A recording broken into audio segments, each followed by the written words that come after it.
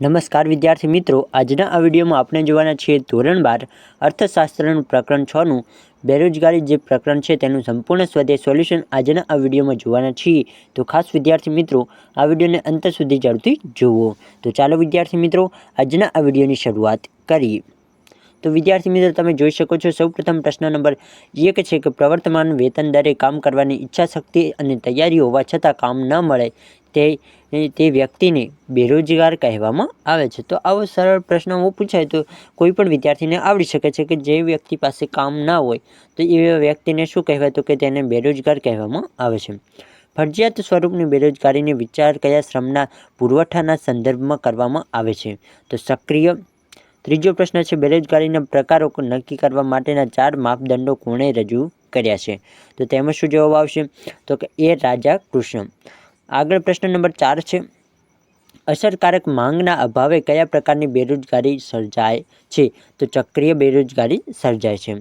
આગળ વાત કરીએ વિદ્યાર્થી મિત્રો પ્રશ્ન નંબર 5 કે કયા પ્રકારની ઉત્પાદન પદ્ધતિ બેરોજગારીમાં વધારો કરે છે, તો તેમાં જવાબ આવશે બી મૂડી પ્રધાન।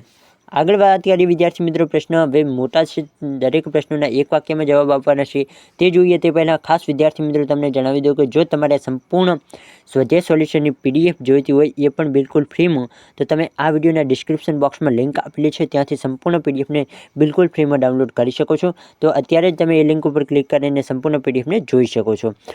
તમને અહીં સંપૂર્ણ સ્વાધ્યાય સોલ્યુશન મળી જશે અને અથવા તો તમે અહીં આ વિડીયોમાં દ્વારા પણ સ્વાધ્યાય સોલ્યુશન સંપૂર્ણ લખી શકો છો। આગળ હું તમને સંપૂર્ણ સોલ્યુશન સમજાવતો નથી કારણ કે પછી સંપૂર્ણ સોલ્યુશન સમજાવવા જઈશ તો વિડીયો લાંબો થઈ જશે। તો તમે અહીં દરેક પ્રશ્નોના તમારા જે પણ જવાબો લખવા હોય અથવા પ્રશ્નો વાંચવા હોય તો તમે અહીંથી વાંચી શકો છો, અથવા તો મેં તમને જણાવ્યું એ અનુસાર તમે વિડીયોના ડિસ્ક્રિપ્શન બોક્સમાં લિંક આપી જ છે ત્યાંથી સંપૂર્ણ PDFને તમે જોઈ શકશો અને ત્યાંથી તમે સારી રીતે વાંચી પણ શકશો। તમારે જે પણ પ્રશ્નો વાંચવો હોય તે ત્યાંથી તમે બહુ જ સરળતાથી વાંચી શકો છો।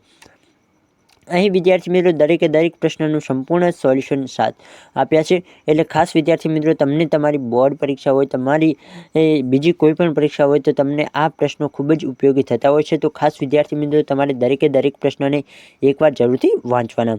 તો અહીં વિદ્યાર્થી મિત્રો આ છેલ્લે સુધી તમારું સંપૂર્ણ સ્વાધ્યાય સોલ્યુશન પૂર્ણ થાય છે। આજનો આ વિડીયો પસંદ આવે તો વિડીયોને લાઇક કરો, આપણી YouTube ચેનલને જરૂરથી સબસ્ક્રાઈબ કરો।